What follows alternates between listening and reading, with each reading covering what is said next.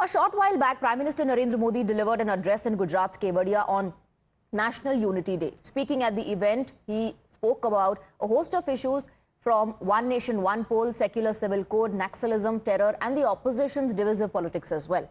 Prime Minister promised to work on the implementation of One Nation, One Poll, saying that the reform will strengthen India. He also added that the time to implement secular civil code has arrived. He said this code will ensure the end of prejudice in the country. Speaking about terror, he issued a stern message to what he referred was Atank ke Aka. He said that India no longer tolerates terror but knows how to deliver a strong response. Lastly, he took a veiled jibe at the opposition for its divisive politics and said there are some forces who are not only trying to divide India but also tarnish the country's image on the global stage. आज कोई अगर कह दें कि एक है तो safe है, तो ये लोग एक है तो सेफ है उसको भी गलत तरीके से परिभाषित करने में लगेंगे। जो लोग देश को तोड़ना चाहते हैं, जो लोग समाज को बांटना चाहते हैं, उन्हें देश की एकता अखर रही है।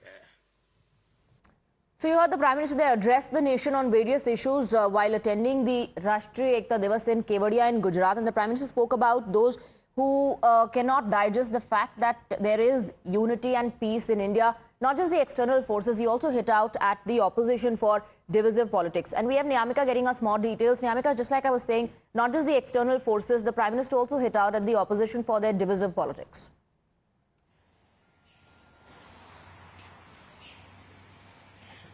Well, absolutely, a very strong worded response has come on the part of Prime Minister Narendra Modi as he has made an attack upon the opposition leaders, as he has said that when someone talks about the unity of our country, there are some people who gets troubled regarding this entire matter, as he has also mentioned that what's wrong in any kind of statement in which it is being said that agar ek rahenge to saath rahenge. There is no such problem in such kind of message which the party is trying to give to the people of this country, as this is something which is related to the unity. However, he has also mentioned about some of the India bloc leaders, as he said that they want to create a divide amongst the people on the basis of caste, and for that reason he has also said that we just want to make sure that there is completely unity within the country, and that's the only reason why such kind of statements are being made. Also, he has talked about one nation, one election, as well as the uniform civil code, as he said that it will help the country to progress in the future days, and that's the only reason why this idea was also being proposed. But there are some people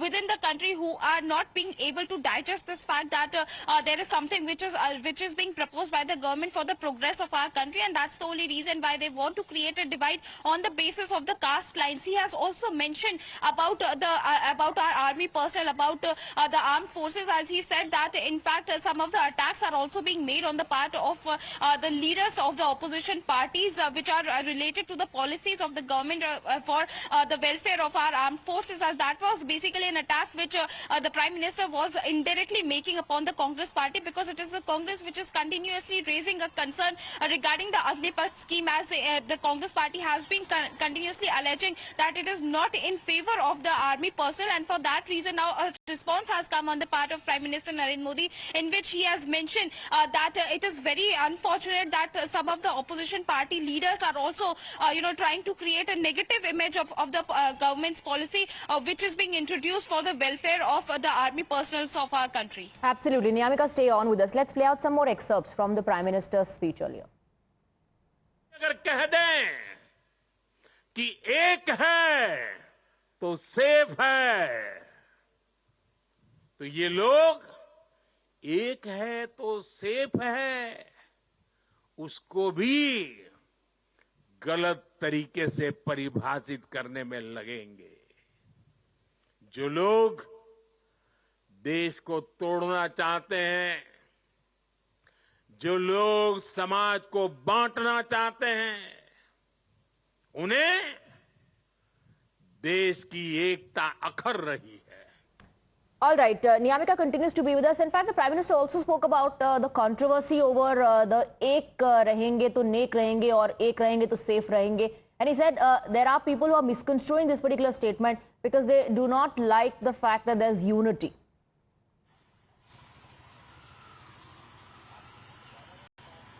Well, indeed, as that was a message which Prime Minister Narendra Modi was trying to give, as he said that there is nothing wrong in the statement ki ek rahenge to safe rahenge, as that was something which is related to the unity which is very much needed for the people of our country. However, he has also attacked the opposition leaders for portraying it in a negative connotation, as we have seen that how the opposition parties had also made an attack upon the BJP as well as Prime Minister Narendra Modi for such kind of statements, as they had alleged that it is the BJP who are trying to create a divide within the country on the basis of caste and religion. And for that matter, they have also said that in fact this statement was also being given on the part of the BJP just to create this kind of divide within the society. However, now a counter attack has come on the part of Prime Minister, as he has mentioned that they are not being able to digest the fact that the BJP is basically trying to make sure that there should be a unity within the country, and that's the only reason why they are just trying to make an attack. They are just making allegations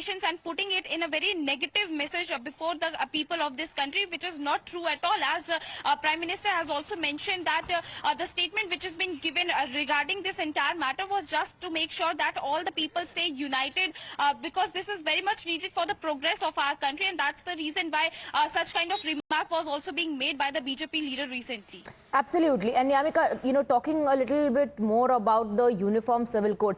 Ahead of the Lok Sabha elections, the Prime Minister promised the nation that if he comes back, if he returns to power for the third term, then the government will implement UCC. Today, once again, he's sending out that strong message. And according to the Prime Minister, that's one other way of ensuring that we are all united, the Uniform Civil Code, a big message of intent.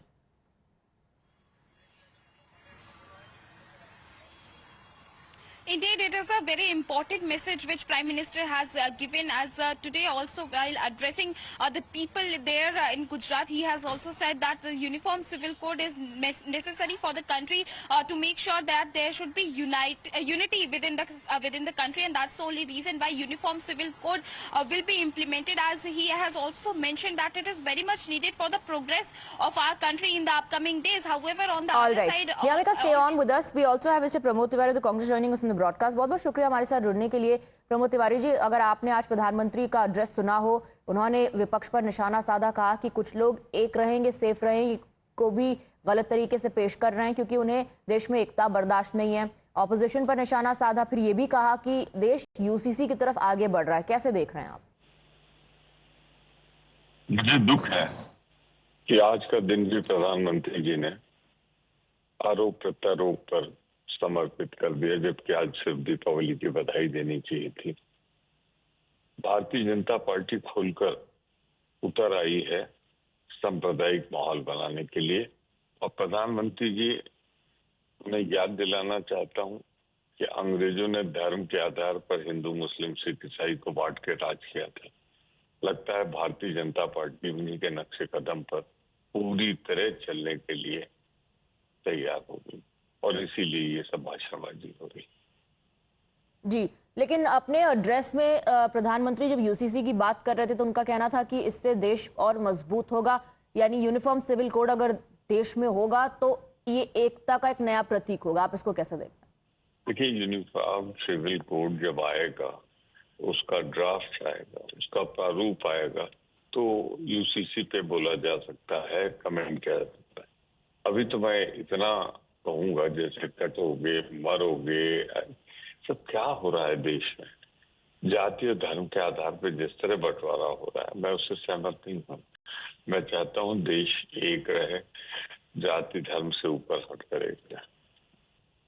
Pramod Tiwari ji, बहुत बहुत शुक्रिया आपका हमसे बात करने के। That was Congress MP Pramod Tiwari. He says at least the prime minister should not have made such statements or attacked the opposition today on the Rashtriya Ekta Divas. He should have refrained from making such statements. All right, we'll go back to Niyamika. Niyamika, first reaction coming in from Congress. Pramod Tiwari, they're saying that the Prime Minister should have refrained from doing politics. He says this is nothing but politics, attacking the opposition on such an important day. It's Diwali, plus it's also the Rashtriya Ekta Divas.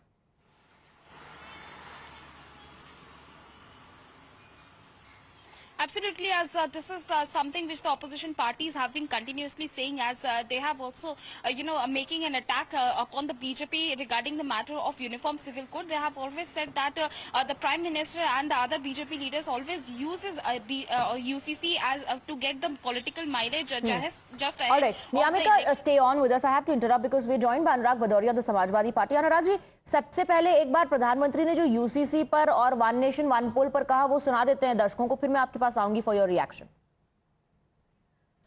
आज one nation one identity यानी आधार की सफलता हम सब देख रहे हैं और दुनिया इसकी चर्चा भी करती है। पहले भारत में अलग अलग टैक्स सिस्टम थे। हमने one nation one tax system GST बनाया। हमने one nation one power grid से देश के पावर सेक्टर को मजबूत किया। वरना एक वक्त था कहीं बिजली तो होती थी, कहीं अंधेरा होता था, लेकिन बिजली पहुंचाने के लिए ग्रिड टुकड़ों में बटी पड़ी थी। हमने वन नेशन वन ग्रिड इस संकल्प को पूरा किया। हमने one nation one ration card से गरीबों को मिलने वाली सुविधाओं को एक साथ जोड़ दिया, एकीकृत किया। हमने आयुष्मान भारत के रूप में one nation one health insurance की सुविधा देश के जन जन को दी है, जो भारत के लोकतंत्र को मजबूती देगा, जो भारत के संसाधनों का ऑप्टिमम आउटकम देगा और देश विकसित भारत के सपने को पार करने में और नई गति प्राप्त करेगा, समृद्धि प्राप्त करेगा। भारत आज one nation one civil code यानी सेकुलर सिविल कोड की तरफ भी बढ़ रहा है। और मैंने लाल किले से इस बात का जिक्र किया था। इसके भी मूल में सामाजिक एकता, सरदार साहब की बात ही हमारी प्रेरणा है।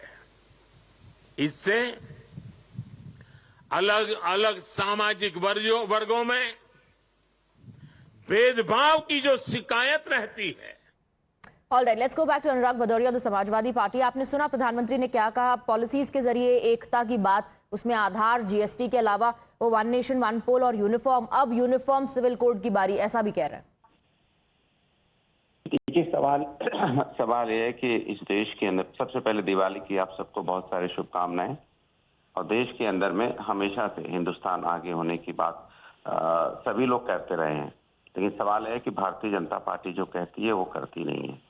मुझे पूरा विश्वास है कि वन नेशन हो और one election, one uniform civil code, one जो डायलॉग लास्ट वर्षों से सुनने को मिल रहा है, ये आपको होता हुआ कहाँ दिखाई दे रहा है? क्या इस देश के अंदर में वन नेशन वन इलेक्शन कैसे कराएंगे आप? उसका ड्राफ्ट कैसे है, कैसे करेंगे? सवाल बोलने से नहीं होता, बोल तो बहुत दिनों से रही है भारतीय जनता पार्टी। भारतीय जनता पार्टी ने किया क्या? उसके चुनाव आते ही याद आ जाता है, चुनाव खत्म होते फिर सब खत्म हो जाता है। तो ये तो मुझे लगता है चुनाव के वक्त ये सब बातें बोली जाती है, उसके बाद इन बातों। और जो अपोजिशन पर उन्होंने अटैक किया उस पर आप क्या कहेंगे कि अपोजिशन जो है उससे एकता बर्दाश्त नहीं हो रही?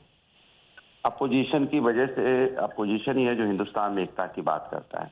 अपोजिशन ही है जो हिंदुस्तान में जो पीडीए की बात करता है, जो हमारे लोग पिछड़े हैं समाज के अंदर, उनको आगे लेके आना है, समाज को आगे बढ़ाना है, हम सामाजिक न्याय की बात करनी है। विपक्ष है जो हमेशा बात करता है कैसे हम सब मिल के लें, भाईचारे की बात करता है, एकजुट रहने की बात करता है। वसुधैव कुटुंबकम की बात करता है। वो करता है कि देश के अंदर में अनेकता में एकता होनी चाहिए। हम उस अनेकता की एकता को आगे बढ़ाने की बात करते हैं। हम ही तो भाईचारे की बात करते हैं। All right, Mr. Bhadoria, thank you very much for sharing your perspective and your views with us.